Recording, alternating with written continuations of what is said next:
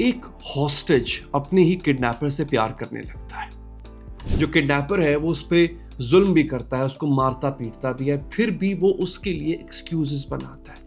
भागने का मौका मिलता है लेकिन भागता नहीं है। दुनिया कहती है कि ये पागल है, लेकिन वो कहता है कि तुम समझोगे नहीं। इसे कहते हैं स्टॉकहोम सिंड्रोम, और शायद आप इसमें हैं। सिर्फ किडनैपर की जगह आपका पार्टनर है। अब मैं जानता हूं कि ये सुनना आपके लिए मुश्किल है कि मेरी शादी कोई हॉस्टेज सिचुएशन तो है नहीं, वो मुझे मारता थोड़ी है, इतना बुरा नहीं है वो। यही तो एक हॉस्टेज भी कहता है। तो आज मैं आपको दिखाऊंगा कि इमोशनल हॉस्टेज सिचुएशन कैसी लगती है और क्यों आप डिस्पाइट एवरीथिंग छोड़ नहीं पा रही हैं। क्योंकि मसला यहां पर विल पावर का नहीं है, मसला साइकोलॉजी का है। देखिए, सबसे पहले समझिए कि हॉस्टेज का मतलब फिजिकल कैद नहीं है। यहां पे रिसर्चर्स ने एक टर्म कॉइन की थी, कोर्सिव कंट्रोल।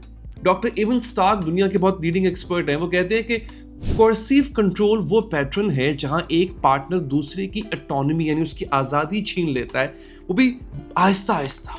उसको मारता नहीं है, यानी वो उस पर जुल्म डायरेक्टली नहीं कर रहा है, लेकिन वो आहिस्ता आहिस्ता उसको आइसोलेशन की तरफ लेके जा रहा होता है। आपको फैमिली से दूर कर दिया जाता है, आपको आपके दोस्तों से दूर कर दिया जाता है। यानी आपको ये कहा जाता है कि तुम्हारे दोस्त या तुम्हारी फैमिली तुम्हारे अगेंस्ट है। मॉनिटरिंग जो है वो कहां गई, किससे बात की, फोन दिखाओ अपना, लेट क्यों आए, रूल्स पे बात की जाती है। ये मत पहनो, वहां मत जाओ, ये मत बोलो। फिर उस पे आपको पनिशमेंट भी मिलती है। कैसे? गुस्सा, silence, taunt, withdrawal of affection, intermittent kindness देते हैं ये आपको। यानी होगा क्या कि अचानक से प्यार करने लग जाएंगे, तोहफे लेके आएंगे, गिफ्ट्स लेके आएंगे। मैं तुमसे प्यार करता हूं, मैं तुम्हारे बगैर रह नहीं सकता, मैं ही तुमसे प्यार करता हूं। जैसे प्यार मैं करता हूं वो कोई और करेगा नहीं, मेरा प्यार जरा अलग किस्म का है। और नाज़रीन, यहीं पर आप फंस के रह जाते हैं इस पैटर्न के अंदर। और ये एग्जैक्टली वो टैक्टिक्स हैं जो हॉस्टेज टेकर्स यूज करते हैं। फर्क सिर्फ इतना है कि आप घर में हैं, आप किसी कैद में नहीं हैं। अब मैं आपको समझाता हूं कि आप उनको छोड़ क्यों नहीं पाती हैं। 1973 स्टॉकहोम स्वीडन, बैंक रॉबरी हुई थी। 6 दिन तक 4 लोगों को हॉस्टेज रखा गया था, 6 डेज तक। जब पुलिस ने उनको रेस्क्यू किया तो हॉस्टेजेस ने रॉबर्स का साथ दिया था, उनके लिए कोर्ट में जाके गवाही दी थी। एक हॉस्टेज ने रॉबर से शादी भी कर ली थी। दुनिया ने कहा कि ये लोग मेंटली स्टेबल नहीं थे। फिर साइकोलॉजिस्ट आए, उन्होंने इसको स्टडी किया और पता चला कि ये पागलपन नहीं है, ये सर्वाइवल मैकेनिज्म है। जब आप किसी के कंप्लीट कंट्रोल में होती हैं या होते हैं, जब आपकी सेफ्टी, आपकी हैप्पीनेस, पीस सब उनके हाथ में होता है, तो आपका ब्रेन एक काम करता है, वो एक अटैचमेंट बना लेता है अपने कैप्टर से। क्यों? क्योंकि ये सरवाइव करने के लिए या सरवाइव करने का एक तरीका है उसके लिए। अगर आप उनसे प्यार करेंगी तो वो आपको कम हर्ट करेंगे।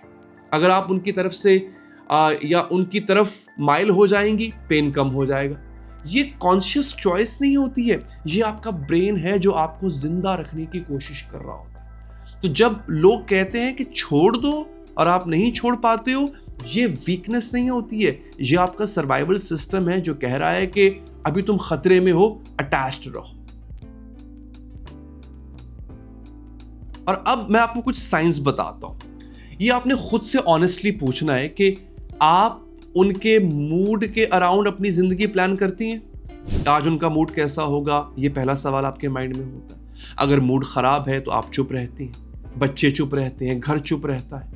आप उनके रिएक्शन से डरती हैं, ये डरते हैं। कुछ बोलने से पहले आपको 10 बार सोचना पड़ता है कि वो रिएक्ट कैसे करेगा। अपनी फीलिंग्स आपको हाइड करना पड़ती हैं क्योंकि एक्सप्रेस करना सेफ नहीं है। आप उनके लिए कांस्टेंट एक्सक्यूजेस बनाते हो।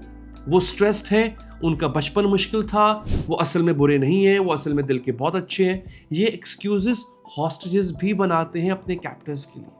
जब वो थोड़ा अच्छा बिहेव करते हैं तो आप बड़े ग्रेटफुल फील करते हो, नॉर्मल रिस्पेक्ट आपको मिलती है और आप सोचते हैं जनाब कितने अच्छे हैं। इसे ट्रॉमा बॉन्डिंग कहते हैं। नॉर्मल को स्पेशल समझना, मैं दोबारा वर्ड को रिट्रीट करूंगा, नॉर्मल को स्पेशल समझना ही ट्रॉमा बॉन्डिंग का एक हिस्सा है। आप इमेजिन कर सकती हैं कि लाइफ विदाउट देम कैसी होगी, और फिर आपकी रूह कांप जाती है। इवन विद हिम भी पेनफुल है ये।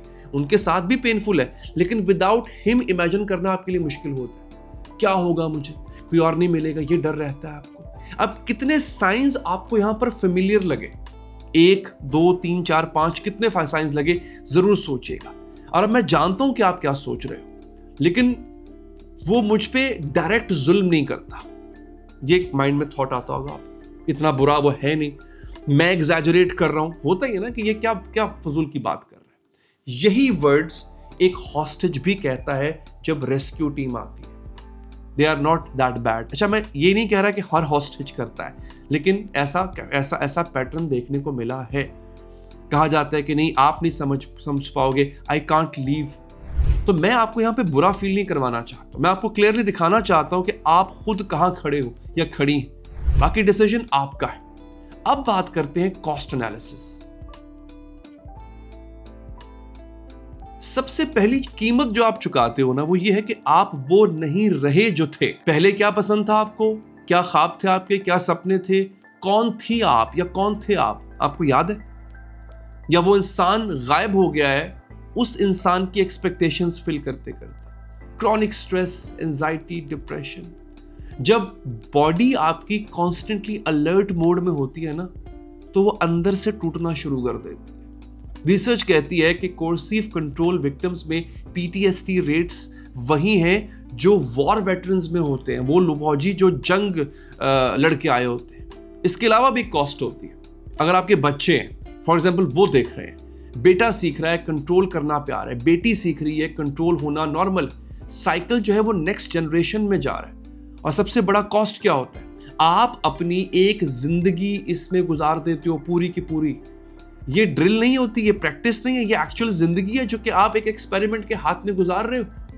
अब मैं आपको यहां पे बताऊंगा कि इसका वे आउट क्या है, इसका सोल्यूशन क्या है, स्टेप बाय स्टेप। देखिए, ये इतना सिंपल नहीं है, लेकिन डायरेक्शन में आपको दे सकता हूं। सबसे पहले सिचुएशन को क्लियरली देखो, आप उसको लेबल करो। उसको लेबल करने का मतलब ये कि जितने साइंस मैंने आपको बताए हैं, गिनो कि क्या ये साइंस पूरे उतरते हैं मेरे, क्या मैं एग्जैक्टली वही साइंस रिपीट कर रही हूं। जब आप इसको नाम दोगे ना, तो फिर आप इसको एड्रेस कर सकोगे। नंबर 2 बहुत इंपॉर्टेंट है, बात करो किसी एक इंसान से जो आपको सेफ फील करवाता हो, जज किए बगैर, क्योंकि आइसोलेशन तोड़ना पहला स्टेप होता है। Number 3 professional help, therapist, counsellor, helpline. ये सिर्फ यूट्यूब वीडियो से नहीं होगा, मैं सिर्फ अवेयरनेस दे सकता हूं आपको। और एक बात याद रखें, निकलना मुश्किल होता है लेकिन इम्पॉसिबल नहीं होता। हॉस्टेजेस भी निकल आते हैं, आप भी निकल सकते हो अगर आप चूज करो तो आज मैं आपको अनकंफर्टेबल ट्रूथ बताने आया था कि शायद आप शादी में नहीं है, आप इमोशनल हॉस्टेज सिचुएशन में हैं। आपका प्यार शायद प्यार नहीं, सर्वाइवल मैकेनिज्म है। आपकी चॉइस शायद चॉइस नहीं है, वो ट्रॉमा बॉन्डिंग है। और मैं ये इसलिए नहीं कह रहा कि आप यहां से फौरन भाग जाएं, मैं इसलिए कह रहा हूं ताकि आप क्लियरली देख सके, क्योंकि जब तक फॉग रहेगी ना, धुंध रहेगी, डिसीजन नहीं ले सकोगे आप। एक हॉस्टेज तब तक हॉस्टेज रहता है जब तक उसे पता नहीं हो कि वो हॉस्टेज है। अब आपको पता है और अब चॉइस एक्चुअली में आपकी है। अगर ये वीडियो आपके किसी काम की लगी है, इसको शेयर प्लीज कीजिएगा, लाइक कीजिएगा, इससे हमारी हौसला अफजाई होती है। अपना ख्याल रखिए। I'll see you in the next video.